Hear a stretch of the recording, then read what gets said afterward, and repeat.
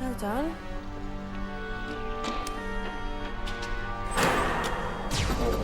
Your lords and masters.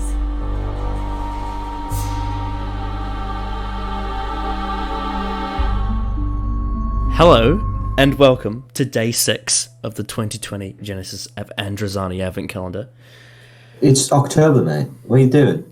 Yeah, you eating your chocolate early? Yeah, well, the video you did last year, Dylan, was filmed in September. So you're actually getting closer now. Yeah, well, last year Christmas was a conspiracy. We are here with Dylan, aka Lord Slar. Vegetable samosas are very tasty. And Zach Rosenfeld. Hello. I thought you were going to say something about Danny Pink's frowny face. No, not Danny Pink, it's Daddy Pink. Did you know he was a soldier? Did you know he killed someone? Can't you see his little tear? We need to put that as narration on all of Series A. I just love that bit. I just love that bit where Clara accidentally calls him Rupert and he starts frowning a little bit and he's like, "What was that?" How do you... I did not give you the Rupert pass. Jesus. Oh. And then he's like, I need to stop. And he's like, "I don't do weird." Well, you don't have any character. Well, too late, Danny. You're going to get pegged by Clara. See, Chibnall's, That happened. Chibnall's not the only one that can write shit dialogue, you know? Mm-hmm.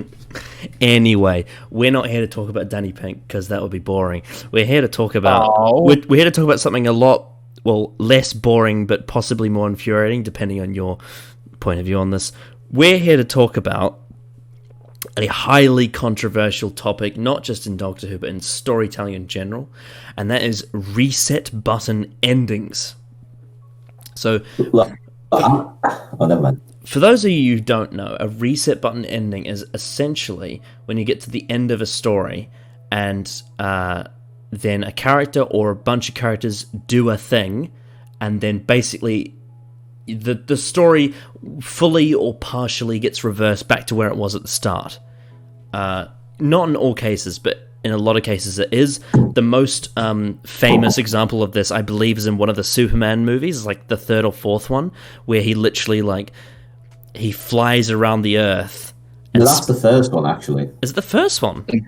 Yeah, and it isn't really a reset button, because the only thing it changes is that Lois Lane doesn't die.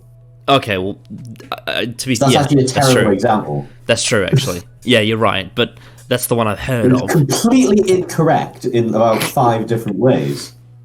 I think I've just won the debate, you know? Okay, well, that's the end of the video. Goodbye. No, this isn't meant to be a debate necessarily. Well, it might turn into one. We'll see. But yeah, basically, we're going to be talking about reset button ending specifically in Doctor Who. Given that this is a very, very, very, very, very large show with so many different episodes, and obviously it's sci-fi, so it deals with a lot of complex concepts that writers often have to find a way to get themselves out of. You end up getting a few reset button endings here and there. So basically, what I'm going to do is we're going to start off with the general thoughts, which we'll get into, and then once we're done that, I'm going to give 2 examples where I think it's terrible, 2 examples where I think it works, and then 2 examples where I think it's debatable, and then we'll basically discuss and sort of give a sort of verdict on it, if we will. So, let's begin our general thoughts on reset button endings. I'll say, Dylan, you go first. Right, well, Tom and Jerry, every time that's reset, because it's like a cartoon. So, the whole point of it is everything goes back to the way it was, so you can kind of enjoy the same kind of situational comedy again. But when it comes to something like Doctor Who, I actually have to take the stakes seriously. I have to actually, oh my God, how are they going to get out of this one? And in fact, the most interesting episodes is when things go really deep into a situation where it's like, oh my God, how are they going to get out of this? Like, think of something like the War Games, where it goes so deep, and it's just quite a lot of interesting storyline, to get them out of it. And that's what makes some of the best episodes. So when you're just going to say, you know what, I've written myself into a corner, I'm just going to press the reset button, it makes for very, very boring television because it just completely kills the stakes I thought were there. Makes me question the stakes of future episodes if I just think, oh, well, they can just, magic up a reason for everything just to go back to the way it was. And it just kind of cancels out any of the interesting character development that went on. I think what I'm going to... I think I probably maybe would have seen this if you're watching it not as it airs, but when about a month after. But I'm probably going to make the thumbnail for this eventually when it comes out. That is that moment at the end of Journey to the Center of the TARDIS when he holds up this thing that says "Big Friendly Button." Oh Jesus Christ! I forgot about that. And it's so. And I remember I was thinking the last time I watched it, I'm like, it thinks it can get away with it because it's self-aware, but I'm like, no, it really doesn't. It really doesn't. Mm-hmm. Just for me, the worst example of reset buttons is definitely Last of the Time Lords, and I know you won't be pleased with that. To be honest, I think a lot of the Russell T Davies era is guilty of this. The majority of their season finales end in some kind of reset button. Yeah. Although I'll play devil's advocate on at least one of them. Are you going to say Doomsday? No. Okay, maybe the one I was actually thinking of was Journey's End, but I'll explain why in a bit. I'll explain why in a moment. Okay, my thoughts. That's interesting, actually. So, I mean, for me, every time we get a Russell T Davies finale, because almost all of them have a reset button, and every time I get there, it's like when you get at the end, it's like, well, yeah, sure, they're in deep shit, but I know that he'll just hit the reset button, so the stakes have just been completely killed. I remember thinking that during when I was watching Journey's End, because just the previous season, like the whole of an episode was just like, yeah, that's just wiped from history. Let's just go. I remember thinking that watching Last of the Time Lords, because they raise the stakes up so high, the Master takes over and subjugates the entire world, makes this completely miserable place to live in, makes basically a totalitarian dictatorship and to rule the entire galaxy. But because the stakes are raised so high, there's no reasonable way to undo this. So bam, they blow up the machine and time resets. It never happened. I wasn't actually going to touch on that episode, but I had a funny feeling that it would come up anyway. You would probably just talk about it. It's the worst example of it. I actually don't think that's a reset button at all, to be fair. But that's more to do with how the plot's constructed. Because, as a whole... Last of the Time Lords is undone. The entire year didn't happen. Exactly, but it never happened in the first place either, because you had to create a paradox machine. So that year isn't actually real anyway. Nonetheless, the consequences are completely undone. No, because they never existed in the first place. They're undone. But nonetheless, we saw them happen. We watched it happen, and they were undone. Not for the people that were on the carrier, though. Yeah, but like for most of the planet, for the people we spent most of the episode with. But that whole year was never supposed to happen. You had to create the paradox machines so it would happen. It was inevitable that it would be broken. Like it was set up. It was set up in the plot to be reversed, rather than a Deus Ex Machina, if that makes sense. But nonetheless, when it did happen, when the paradox machine were activated, and when it did happen, a whole year happened. A whole year of the Master subjugating the Earth. Yeah, and we saw it happen. The entire planet. It happened to the entire planet. The stakes were raised up so high the stakes were raised up completely high, but it was completely undone by the end. And even without that, there was that Doctor going Super Saiyan for a bit. That was also another factor as well. Anyway, we're probably gonna, if we talk about Last of the Time Lords, we'll probably go on for another 4 hours again, like I did last year. And I don't want that. I don't want that, especially because Dylan, all of your videos are 4 hours. Not all of them. Not all of them. If anything, that was one of your shorter videos. Yeah, to be fair, you got a point there. I think that Among Us live stream is the longest video we ever did. It was like something ridiculous. Anyway, I did a 12-hour live stream. So that. Did you? Well, yeah, you were on it. Oh, that's right. The bloody watch along. Until we inevitably end up doing the Series 7 one that you suggested. Ugh. I suggested that. Yes, you did. On Twitter, you said, why don't we do Series 7? I'm like, you really want to do Series 7? Oh, actually, yeah, let's do Series 7. Maybe. Yeah, maybe. Even though it's very, very boring.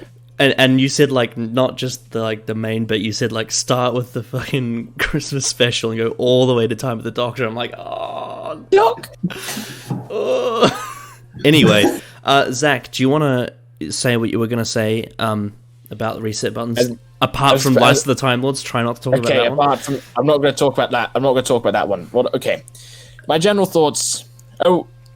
Reset buttons are fine, but only when you can. But generally, only when there actually is some reasonable consequence to it. I mean, I'll explain what I mean when we talk about a couple of episodes later on, and beyond that. If it's a show like, I don't know, The Simpsons or The Simpsons, when there is a set formula anyway, and when there is something big in there, no one's really taking it that seriously. Unless it's something. There are a few exceptions where I would say, like for example, one of my absolute fucking most hated episodes of TV is the one where which one? Is not The Simpsons, but the one in Family Guy when Brian comes back. Like the fact that pissed off. The fact that I hate they put all this hype around the fact that he's dead, and then they bring him back, and it's like, oh, what the hell was that? That was. Are you sure that's not like a Stephen Moffat episode? He came back like 2 episodes later as well. I remember that was huge when they killed off Brian, and then it meant nothing. Yeah, anyway, in contrast to that, in The Simpsons, when they killed off Maud Flanders, they actually kept her dead. Yeah, and that was good.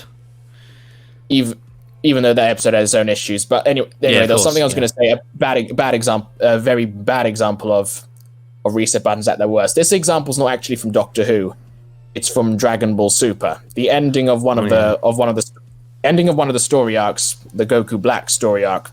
They actually kind of pull what Doctor Who did. They raise the stakes up ridiculously high to the point where, they make this even worse because they actually sort of kill the main villain at the end of it, but then he becomes the universe, if that makes any. But then they decide, okay, we're screwed. Let's press a button and press a literal reset button. I'm not even joking, and call the king of everything. And what does he do? He destroys the entire timeline, making the entire story arc pointless. That's probably one of the worst examples of reset buttons they've ever done. That sounds it's just lazy writing, isn't it? It's completely lazy. You've tried to ramp the stakes so high, but actually find an interesting way out of it. Don't you say, okay, bottom this now. And also to add on to that, I think one of the main reasons why a lot of us find stuff like that disappointing and can do is because that's not how real life works. In real life, you can't just press a reset button. Whereas they do it in fiction, because obviously in fiction you could just make up the rules. But because you can't really do that in real life in most circumstances, it's not believable, or it's not something that you can relate to, So, Connor, you definitely won't have seen this, but Zach, did you watch the CBBC show Hounded when you were little? No, I didn't. You didn't? Oh, well, basically, this kind of debate reminded me of that, because in that, literally, the main villain presses a reset button at the end of each episode. Jesus Christ. Right. Yeah, I think... was it played for laughs? Was it meant to be a laugh? Yeah, it was meant to be a laugh. Yeah, because if it's like a parody of a reset button, then that's pretty funny. It literally, in Dragon Ball Super, they literally was a button to call God, the God of the almighty God of everything. They press a button, he shows up. Can you get rid of that guy? Sure, I'm going to destroy the entire universe. Bam. Yeah. Anyway, but that sounds like parting of the ways. Before we get into the examples I was going to start with, did you want to talk about Journey's End, Zach? Because I know you wanted to say something about that one. Okay, admittedly, the reason why I was what I was talking about earlier, if there is a reset button, there still should be some consequence, and the consequence in that case was, well, Donna. Because she pretty much gets in regards to being with the Doctor, she almost get, this may be an exaggeration, but almost a fate worse than death. Well, I mean, it was either death or lose your memory of the best part of your life. Like, it was one or the other. And David Tennant decided mind rape was the answer. Yeah, he did. Yeah. Okay. Yeah, like you said, it's And the point, and the reason why because of the emotional investment we'd grown attached to Donna throughout that season. yeah. Anyway, so do we want to crack into some examples I've got here? Sure.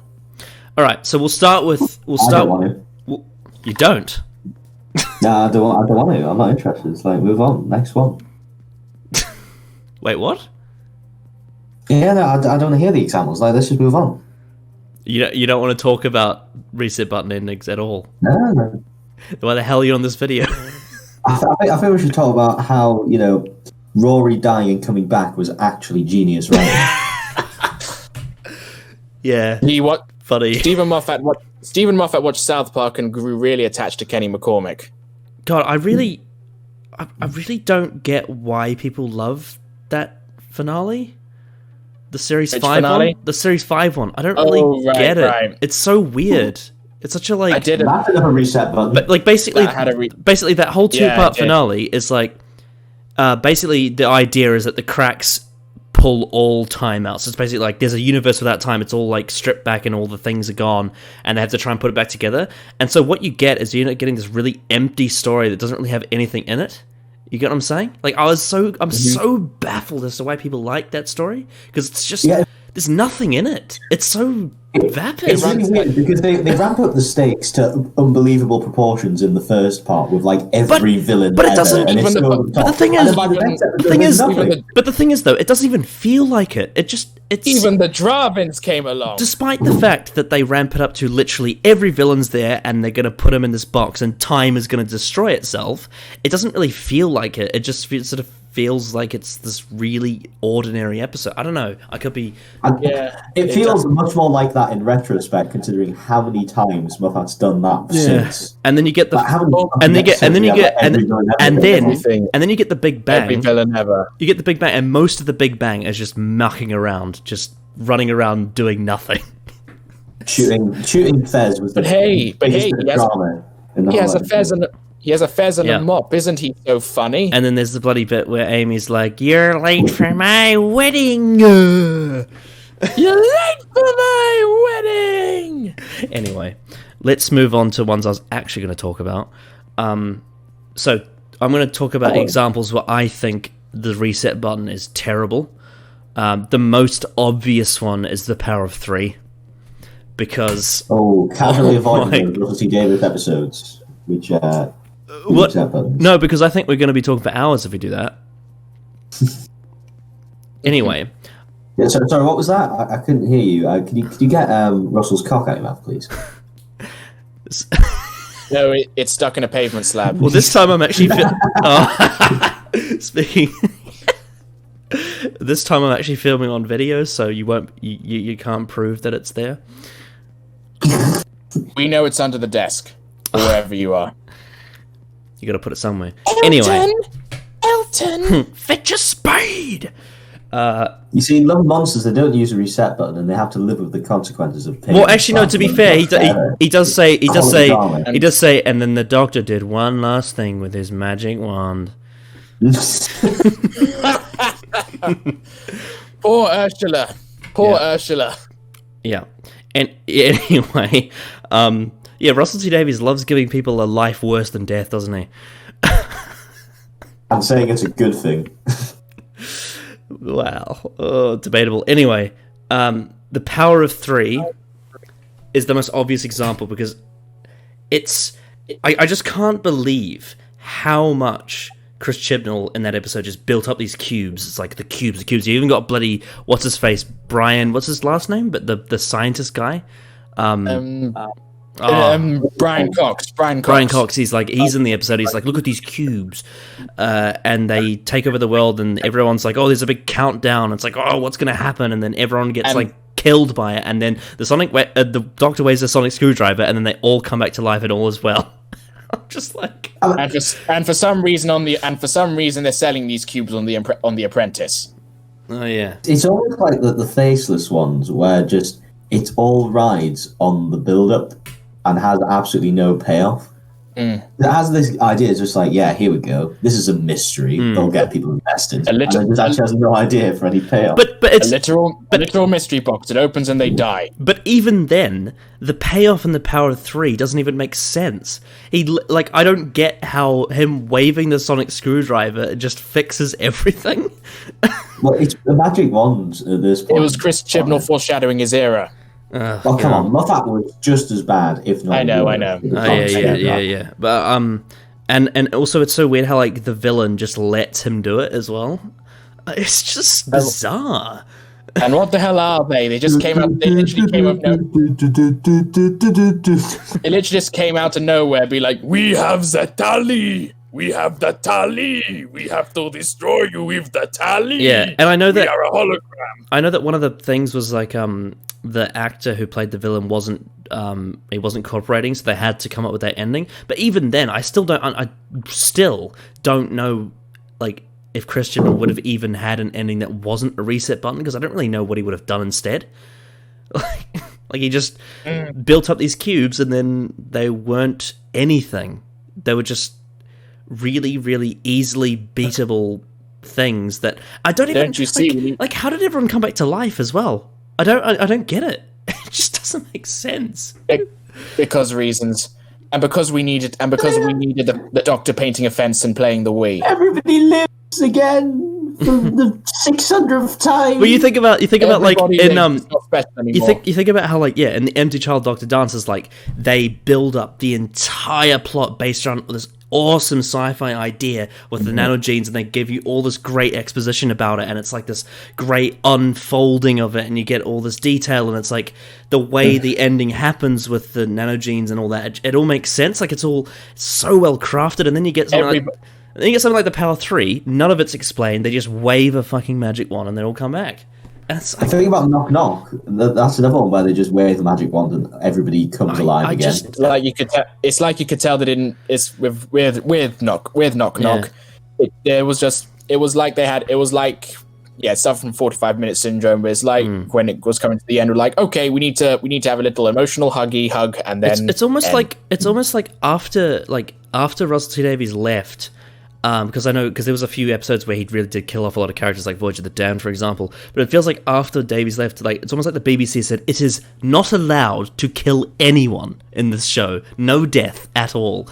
And I think Moffat just had a boner for it, man. I don't get it. It's really ironic watching Empty Child Doctor Dances in retrospect, because it's built up as a big thing that everybody lives. Because obviously the previous era of Doctor Who was the 1980s, where Eric Sony was just like, let's just kill off all the characters for the ending. And I'd say the Empty Child.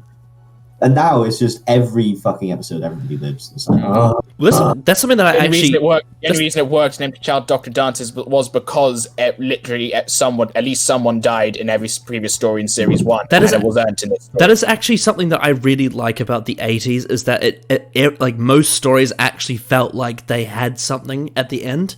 Like especially in the Peter Davison era, they would always have it like people die, and it's got an impact on the Doctor, you know? And that was really interesting. And then you got the Colin Baker era, which is super violent.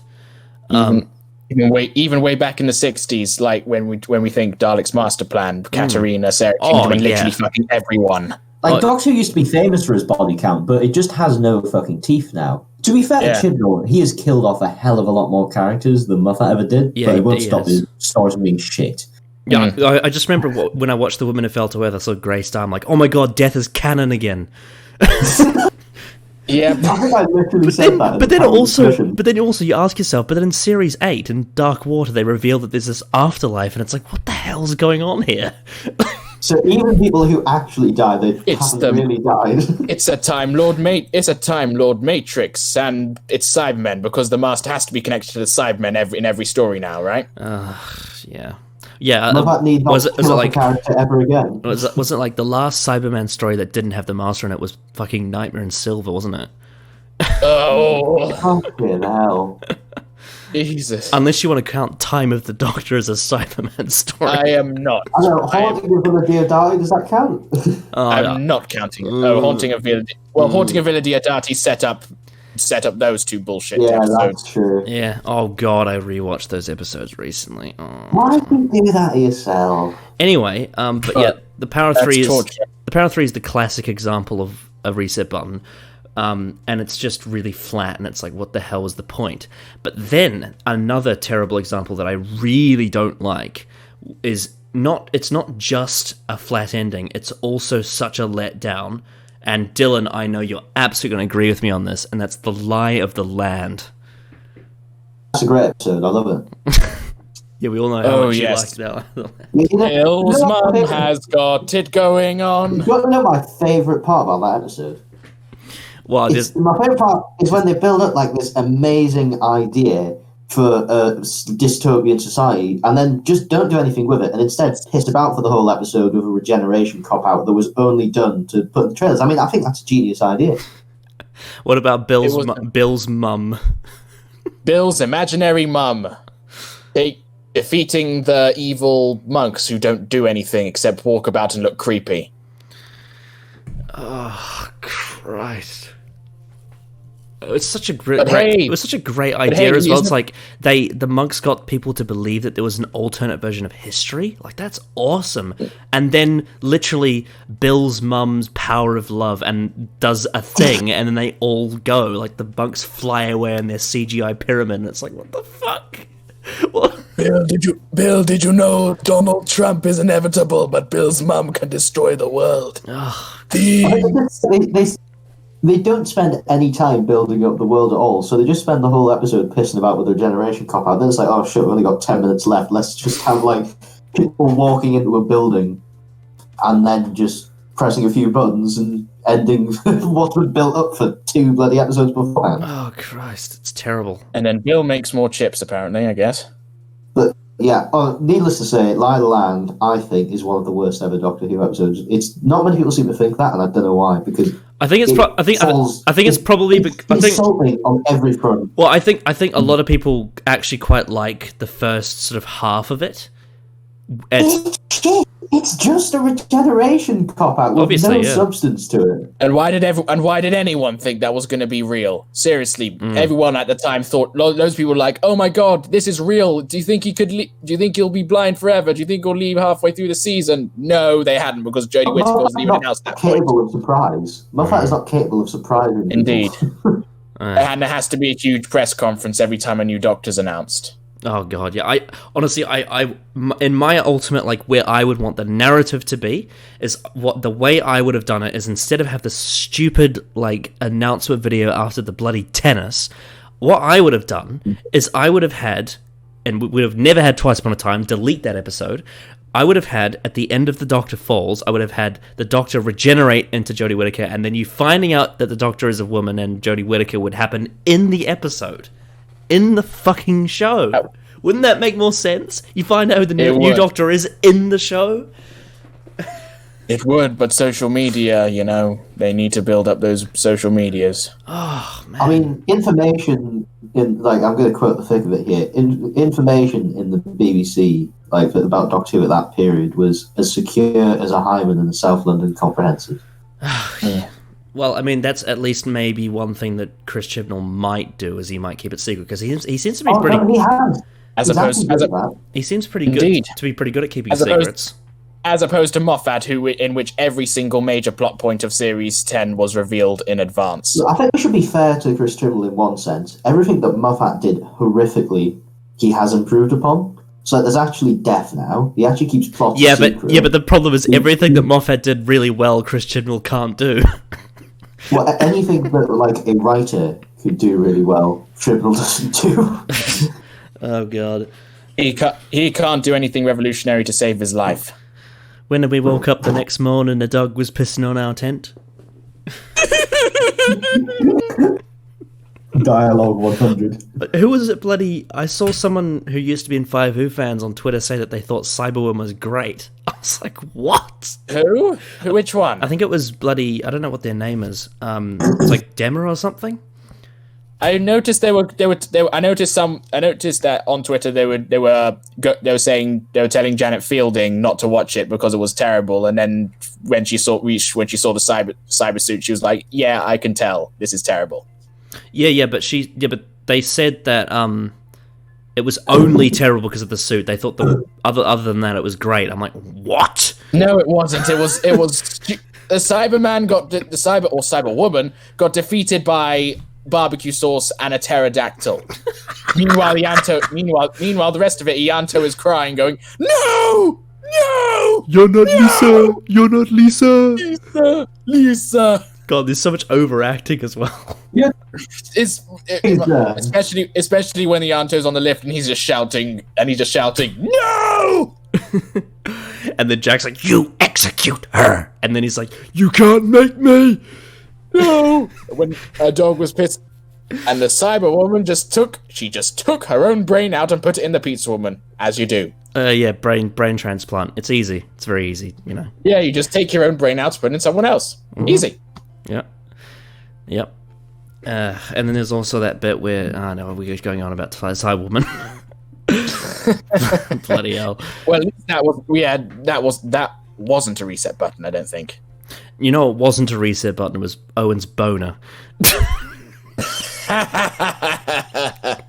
that was very consequential. Getting wanked off in the club, but then the girl realized, "Why don't you like me?" Then he got into a fight. Oh God. Anyway, you can't make this shit up. Yeah. So, Power of 3 and Lie of the Land, I think we can all agree, are terrible reset buttons.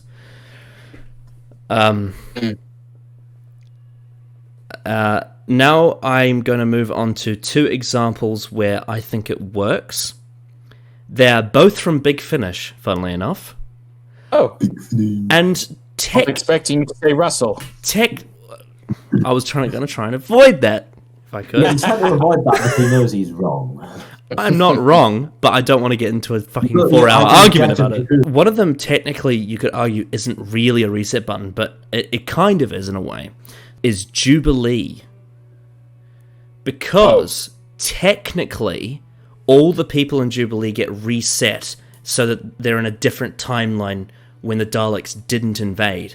But the main reason why I think it works really well is that Rob Sherman, the way he added in this thing where everyone that was in the timeline where the Daleks were in control, they had these like flashes of memories of that, and it actually changes who they are. So, for example, I can't remember his name, but the main antagonist, Rochester. Nigel Rochester. Yeah. So, at the very end of the story, there are things about his new timeline that are impacted by the old one, and that's something I really like. A little detail. Yes, when he starts talking about that he would have been better as a greengrocer and such. Absolutely, yeah. And I'm not sure what. Fine, I'll just say it. Toward the very last bit where he supposedly he's seen back in the main timeline on the floor, supposedly been stabbed, which he was in that timeline. But telling the Doctor, "You saved us," still calling the Doctor the savior to us all, and still saying, "I want to be a good man." Absolutely. So I'm kind of conflicted on this, because on the one hand, it's kind of understandable, because the whole point, or like the only reason that you can write that episode at all is by having history change for a little bit, because it's very much the whole point is it's that society after this event change, the history's been changed. But on the other hand, it is kind of a bit of a disappointing ending, I thought. I think I found it more haunting. I found it more haunting. It was very haunting. It was haunting. I love Jubilee. Jubilee's brilliant, but the ending was just kind of a bit, whatever. Well, again, like I said, I like the fact that even in doing a reset button and having the world change, what we experience actually had an impact on the new timeline, in the sense of like I said, like Rochester in this new timeline is a completely different person, but he still has shades of what was. And I find that, again, like Zach said, quite haunting. But what I found disappointing about it was that, as any good Doctor Who episode does, it spends ages kind of slowly ramping up the stakes until everything just kind of explodes into a frenzy.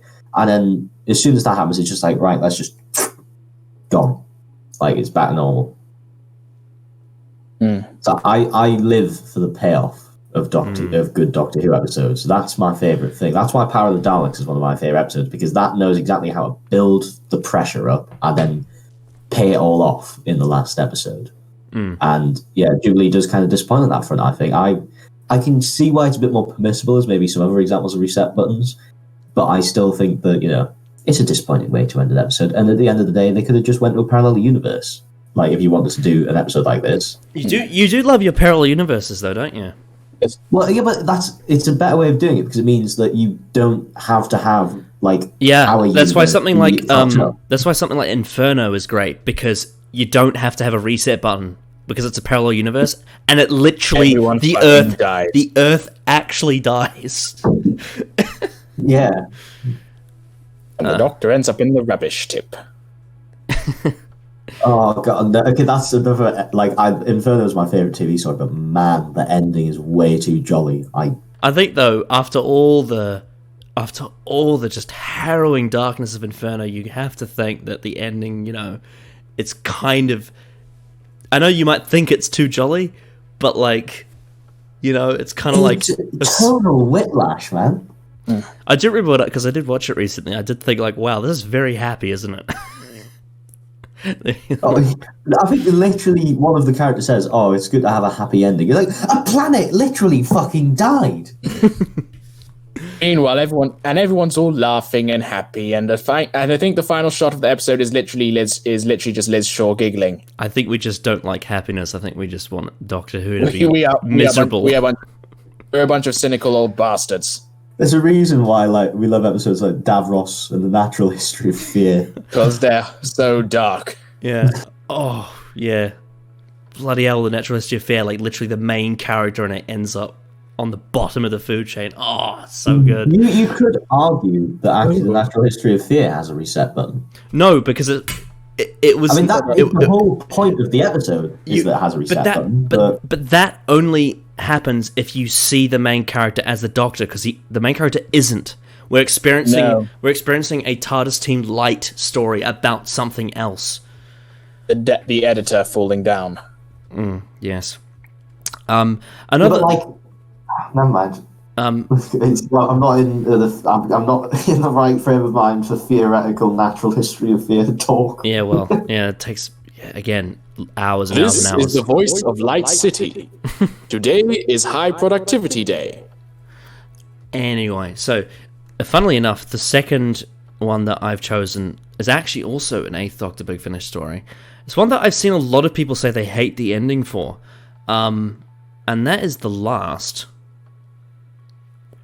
I know you really like that story, Dylan. I do, but I don't actually remember the ending. I haven't listened to it. Neither do I. I haven't. Well, because It's been years since I listened to the Divergent Universe saga. Because I've listened to it very recently, and basically everyone dies.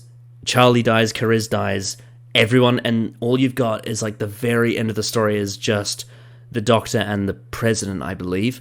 And what I love about The Last is the fact that we're in a situation, and because the story's so long and it has all the time to build it up, we have a situation where the Doctor constantly is trying to give this person second chances, the President character. And every single time he has hope in her, she disappoints him with how selfish and just willing to want power and accept power and all that. And the fact that all these people die because of that. I just love the way it builds up to eventually the Doctor saying, "I truly hate you," you know, and it's like quite a chilling moment because it's like it's not something you'd think the Doctor would say, but when it happens, you believe it. And then the world resets so it can all happen again. So the entire thing of the build-up of that whole process of them going to die can happen again. It's basically in this massive loop. And a lot of people hate it because they say that it undoes all the consequences of what we saw, but I don't, because, again, it's all going to happen in a circle, and at the same time, what we take away from it is a sort of theoretical, it's not really a... It was never really... How do I say this? I don't hate that ending because of what I take away from the story itself.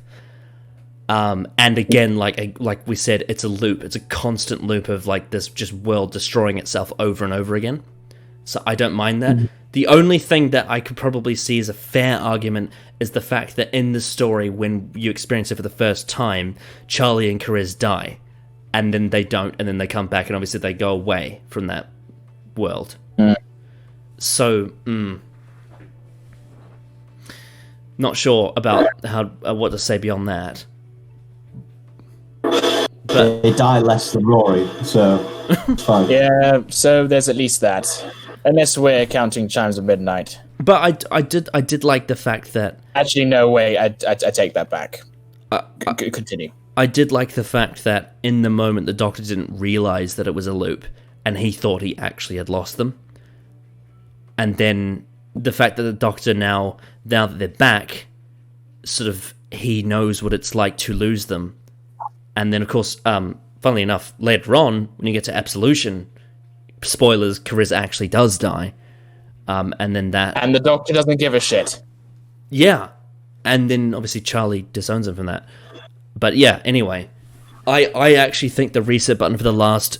Yes, you could have done without it, technically, but I still think it works. And for the reasons when I've it's given. the point of the story, I think it's a bit of a different thing. Which is back to the point of Chimes of Midnight. The whole thing in there literally is everything is resetting. Edith dies over and over again. Someone else dies. The clock strikes midnight. It resets. The loop continues onwards and onwards with. I think that's saying this kind of looped storytelling for reset button, because it isn't actually reset button. That's like the whole rules of the place they're in. Yeah, but everyone calls the last a reset button because of the ending. I've seen that so many times. People talking about the last, being like, "No, I hate the ending. Actually, just go random thought. Would you consider the Day of the Doctor a reset button? Because, I mean, it resets okay. Years of character development. Technically, if we're taking away like the all the narrative and character stuff, I mean, just look at it as like a linear timeline. Technically, it's not, because none of that ever happened. However, narratively and character-wise, absolutely it is. Absolutely, for the audience and for the Doctor's point of view, it is, because we thought that the Doctor actually destroyed Gallifrey, and the Doctor thought that he destroyed Gallifrey, and then it turns out that never happened, and it was all a trick. And the Doctor had grief because he thought he destroyed Gallifrey, rather than having grief because he actually did, and so it is a reset button. I'm gonna go off and be happy. Oh God, I'm turning into a northern guy. And oh no, I'm gonna be emo. And my people will think I'm deep. What I'm saying is, what I meant by that was, because of retroactively we know the Doctor didn't destroy Gallifrey. It just comes off across as cheap. Mm-hmm. I also find it really weird, the fact that narratively, right after the Gallifrey comes back, which you'd expect to be the happiest time in the Doctor's life in a long time, it turns into the 12th Doctor, who's very not happy. and then fucking hellbent happened. Good man. Yeah. He doesn't know he's a good man. Am I a good man? Clara, am I a good man? He literally, 4 episodes ago, saved billions of people's lives. Is he a good man? Am I a good man? Clara, look. I've got a spoon, Clara. Clara, I must tell you about the themes of the series, so the audience knows.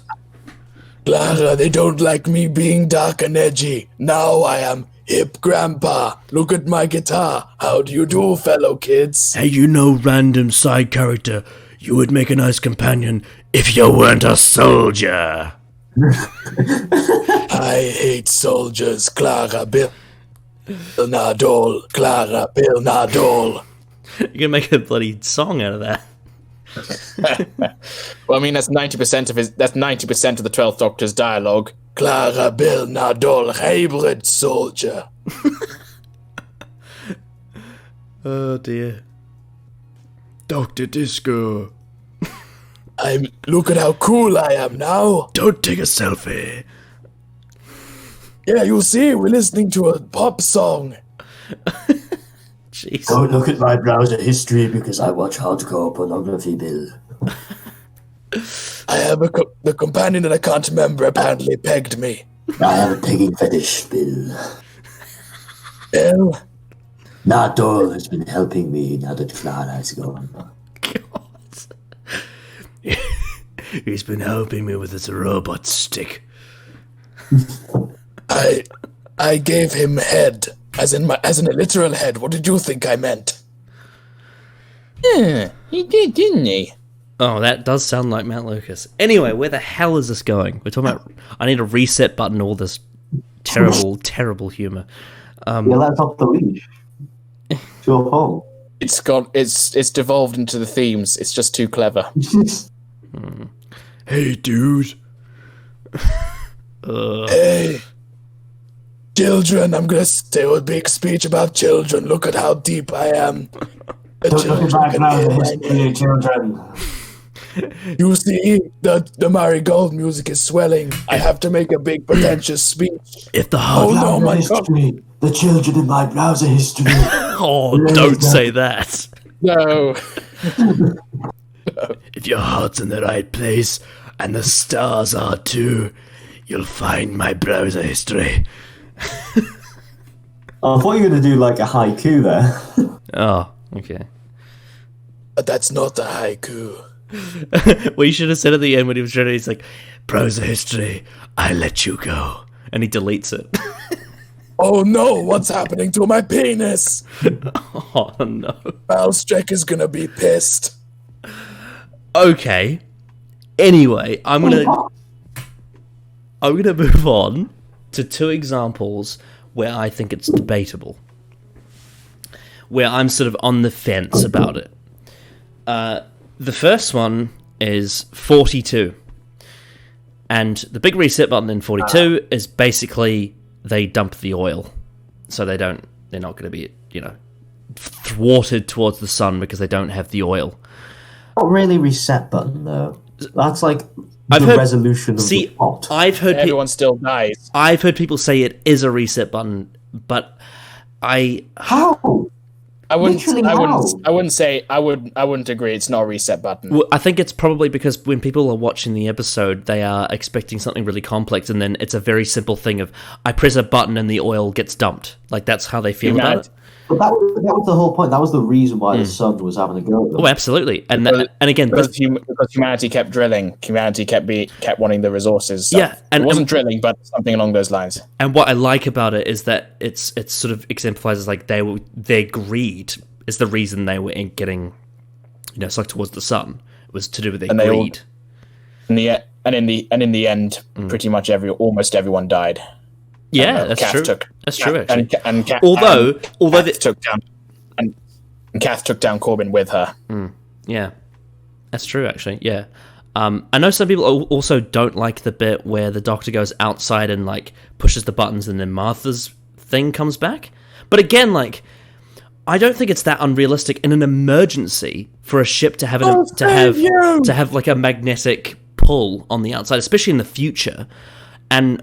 It's quite a dangerous thing to do as well, to step outside. Although, to be fair, it's kind of like, Sometimes, again, that's what I'm saying debatable. It's like, I think that... It's not a reset button. I don't think it's even debatable. It's not a reset button. Exactly, but talking about, like, when people's criticisms of it, it's not more so the fact that it's a reset button. It's just that I think people find it's a bit too easy or simple of an ending. I don't know. It's a Chris Chibnall episode. That is true. Anyway, so I suppose we could sort of give a positive no, it's not a reset button to that. Anyway, moving on, the other one I had... Hold up. There was another one that just came to mind.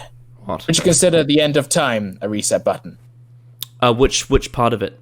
I mean, I'm talking specifically with all the stuff with Rassilon and. Are you talking about when when he shoots the machine and they go back?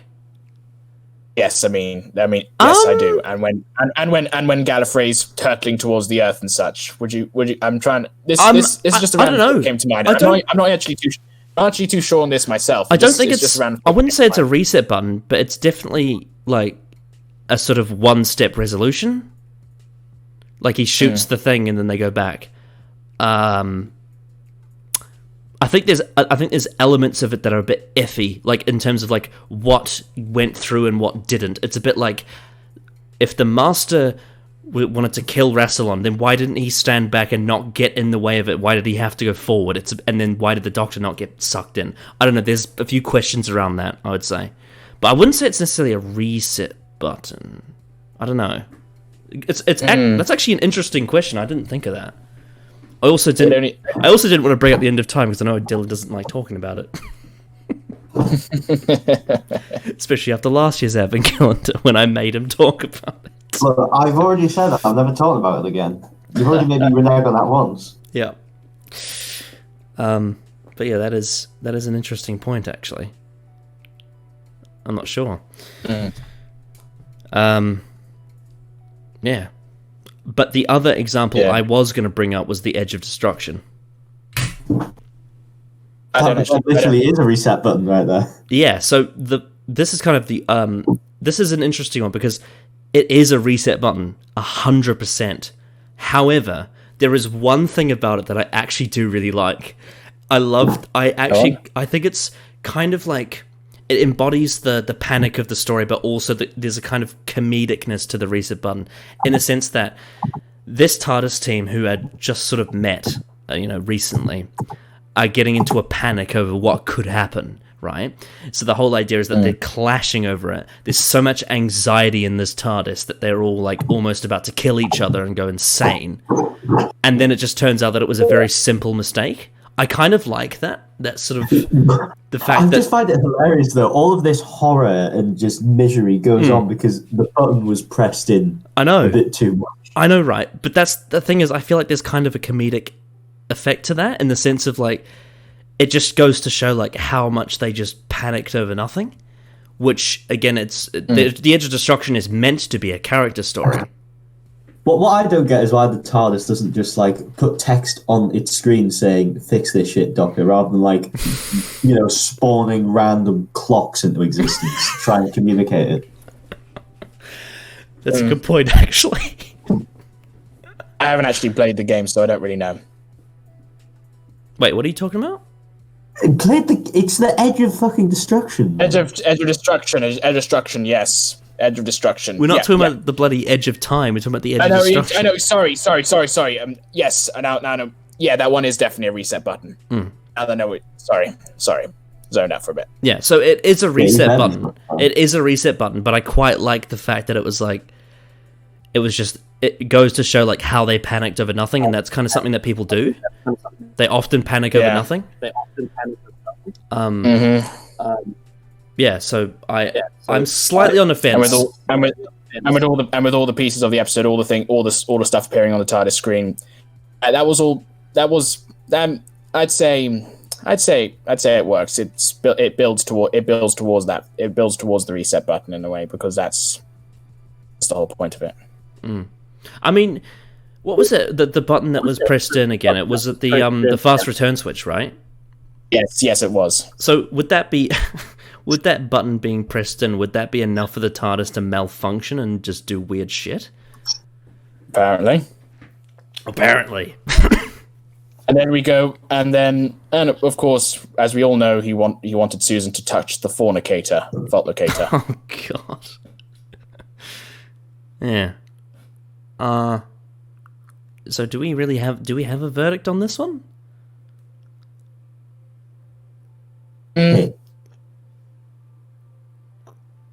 I mean, it is kind of a very silly filler episode at the end of the day. Yeah, but it's quite a bit of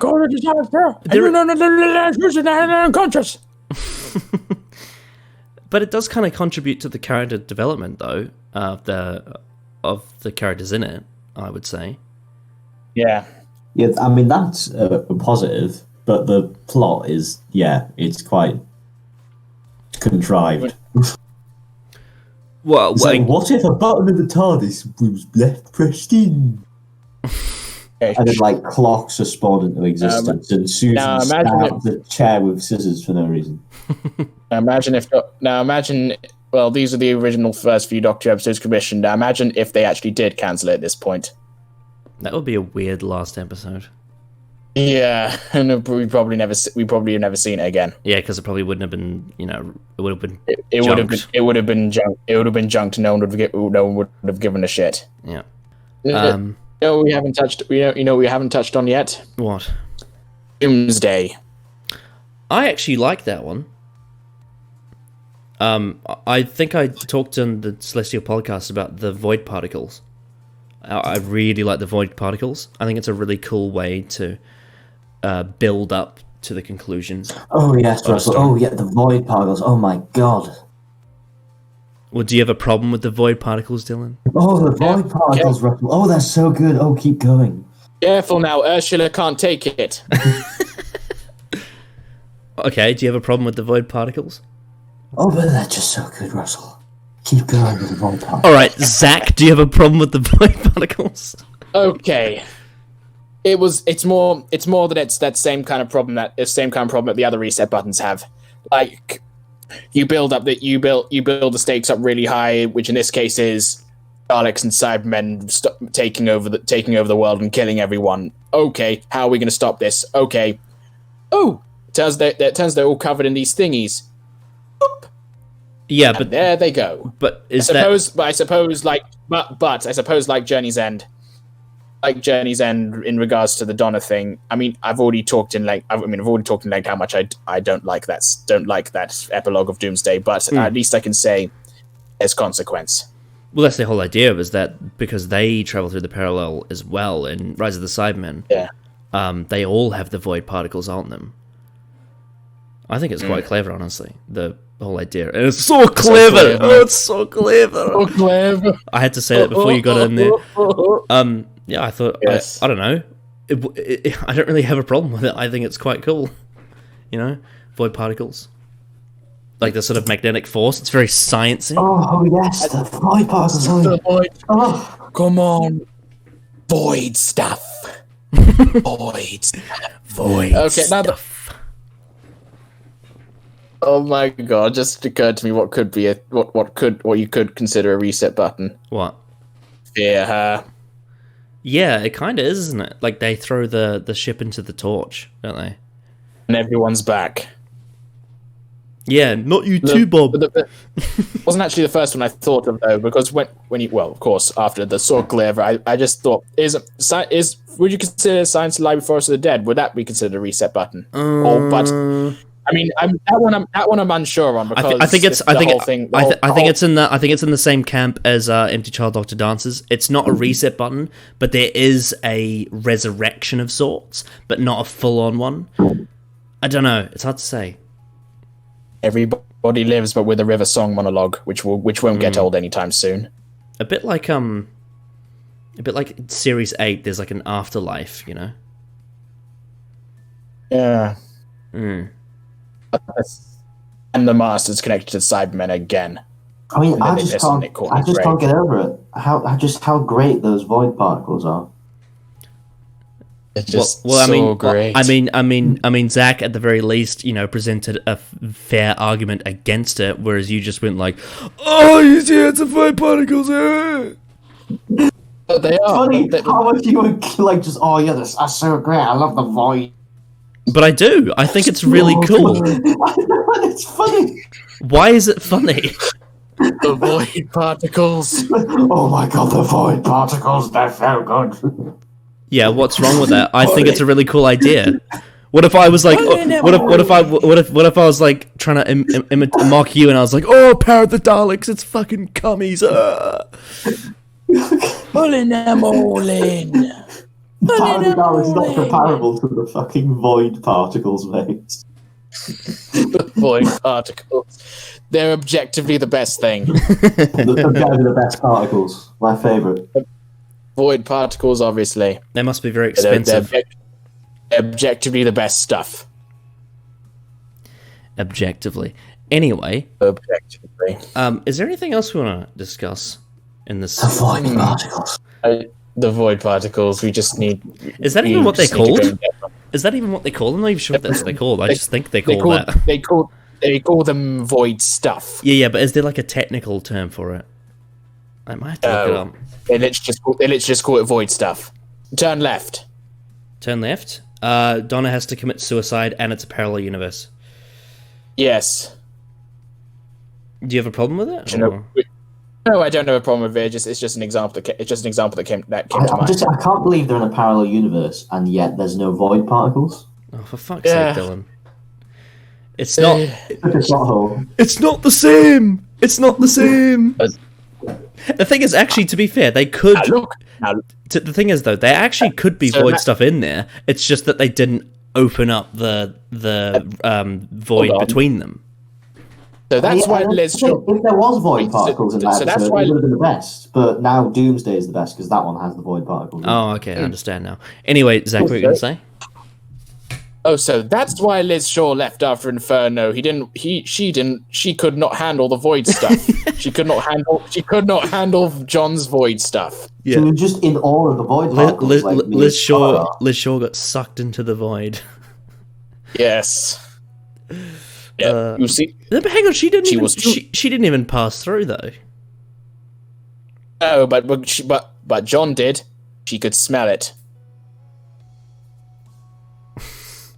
Yes, she could sense his void stuff. Okay. Where's this going? I don't know. Yeah, I looked on TARDIS Wiki. It's literally called void stuff as it's described. They don't even have a technical name. It's probably. Yeah. Anyway. Void stuff. Objectively the best stuff. Were you going to say something about turn left, Zach? Yeah, it doesn't have no void particles in. It doesn't have any void particles. Objectively a failure. That's the new standard. That's our new standard. Is there void stuff? Okay. What was I going to say? I mean, I think this is a case. I think this is a case where it works because the entire element of turn left is going through events that are familiar but different. But of course, eventually leading to the stars going out, which is Series 4's story arc. Mm. No, the bees disappear with the Season 4 story arc. The bees are disappearing. Yes, there was a few things. The bees disappearing, the Doctor suddenly becoming obsessed with the Medusa Cascade for some reason, and Rose returning. And do you remember the Medusa Cascade? And the stars going out. Yes, so it was, and the Dr. Donner as well. And the void particles have gone. And the void particles. We can't forget the void particles. But the point I was making is it works. That it worked there. Void particles accepted. Oh, you also had you also had the bloody you had the bloody hand as well, which passed through Torchwood before that, and then you got it in Utopia, and then he carried it in Series 4. Yeah. Yes, and all that. And there's also Dalek Khan as well, was meddling with time. He's covered in void particles, isn't he? Is he? He would be. He was in the thingy. Did he pass into Look on it. Are you a Dalek can or a Dalek can't? I can, I can't. I'm a Dalek cannot. This is a local Dalek for local people. There's nothing for you here. You know what's a reset button that really does not work? Is the Wedding of River Song. Oh, piss off. Mm-hmm. I hate that one. It's a parallel universe story with no void particles, that's why. No fucking void particles. No void particles. Do not realise the genius of Russell T Davies. Void particles are essential to good writing. Did Moffat not realise with his so cleverness that he could have made Wedding River Song even more so clever? Yeah, I know, because he used the bloody Tesselector from Let's Go Hitler, and he could have used the flesh, and he could also have used the bloody void particles. What was he thinking? What was it? It was... But no... It wasn't even really the Doctor. He was inside the Tesselector. I love how the Doctor's name is Look Into My Eye. Not covered in, look into my eye. I am covered in void particles. But I just love fucking Moffat. He's like, we're building up to this finale where it's like, ooh, he's gonna tell River his name so that when she tells him in Forest of the Dead, it'll make sense. And then he doesn't even tell her his fucking name. Look into my eye. And then Eye Patch Lady died. So that doesn't make any sense because it was in a bloody parallel universe. What about the Eye Patch Lady in our universe? Was it the void stuff again? the void stuff, and the void stuff made Big Finish canon, and she's still alive, and she was still alive in Dire River Song 3. No. You don't understand, Zach. But Big Finish isn't canon according to reputable sources. Look, it's Void stuff. objectively not canon. But the void stuff told us. But the void stuff said it was canon, and we know the void stuff is objectively right. Actually, yeah, pretty sure Callum would agree that the void stuff is objectively right. So it is. Yes, we have to. The void. We have. It's the one true commandment. The void stuff is subjectively true. I think that's what's missing from Chris Chibnall's Doctor is the void stuff. That would have made Timeless Children work if they just had void stuff. Yeah, I mean, it would explain everything. Yeah, everything. Yeah, it probably would actually. Don't be afraid, Doctor. You're adopted, but that's fine. You're covered in void stuff. I've covered you in void stuff. Why'd you cover me in void stuff, Master? Because I want to. Weirdly sexual. I mean, people for some reason want them to fuck. There's also Thasmin as well. Yes, exactly. Even though there's no chemistry and no void stuff, it's wrong. And no character either. No character, but no void I stuff. want 2 slabs of flesh with no character to fuck for no reason. You know why? They just need void stuff and it'll work. You know why Colin Baker choked Perry in the Twin Dilemma? It's because she was covered in void stuff. Because the USA is in a parallel universe. Doctor, I'm covered in void stuff. Help! Bye. Malfunctioning? You don't have any void stuff on you, Perry. So that's why and Brian Blessed sensed the void stuff and married her. Oh dear. And there's a reset button right there in a way. Because Ultimate Foe, yeah. It's not really a button. Actually, they unreset button it in Big Finish. Yeah, they do. They unreset button it, but in the show. Oh yeah, well, hang on a second. Hang on a second though. If Dave the Doctor is a reset button for Gallifrey, does that mean that Spyfall Part 2 is an unreset button for Gallifrey? Yes, it does. Because Gallifrey's back. Gallifrey's gone again. You love that in the Russell era, right? It's as good as the Russell era, right? Right? Definitely not. You just bring back all of the completely superficial elements of Russell T Davies. Yeah, all the superficial, like the good writing, the interesting characters, or the void particles. You didn't have anything that's good. Void. No void particles. It's terrible. Yeah, it's what is they doing? They brought back the Jadoon, they brought the Master, they brought the bloody Chameleon Arch, they brought in bloody the Sound of Drums plot in Spyfall Part 2. They brought in the Rachnos' like cousin, but they didn't bring in the void stuff. What's going on? This is all wrong. It's wrong. Maybe we'll get in series 13 because in series 12 he copied everything from series 3. So maybe in series 13 he'll copy everything from series 2, and we'll get the void stuff back. And maybe in series 4 he'll copy like actual good writing. So series 1. Maybe. Yeah. Well, rather than just copying superficial elements, he'll copy like. To be fair, series 14 might be when they have the 60th, and therefore they'll bring back Christopher Eccleston. So they will actually bring something back from series 1. We can only hope. Yeah. Anyway, so I hope you'll enjoyed this reset button ending video we just did. It did turn into a bit of a shit show, but that was bound to happen. But it's a good show. It has the void stuff. Yeah, sure it is. That's how you quantify objectively good writing. It's why the Russell Davies era was the most popular of all time, because it had void stuff in it, right? You have to. Indeed, it does, and that's how we're judging every single era from now on. That's it. The rest of Doctor Who is objectively shit. No void stuff. And and the reason why City of Death got the highest viewership is because the parallel Mona Lisas were covered in void stuff. Exquisite, just exquisite. Do either of you want to plug anything before we end? I need to go to the toilet. See you in a bit. Alright.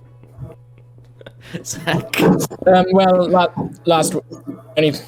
Last week, came out with an audio drama by Matthew Rose, starring myself as the Fourth Doctor and Aaliyah Itori as Sarah Jane. So if you want to check that out, she's great. She's great at she voice is. acting. She's amazing. Yeah, her ace is And fantastic. She's absolutely spot on as Sarah. And seriously, check it out. Wow. Okay. Yeah. I will. You should too. Did I just quote Phantom Menace? But yeah, go check out Lord Slug. I'll put his thing in the description. But yeah, that was day 6 of the Advent calendar. And I'm still tossing up in my head whether or not to put the big friendly button as the thumbnail or the void stuff as the thumbnail. Maybe I'll do both. Both. So I will see you all tomorrow for day 7.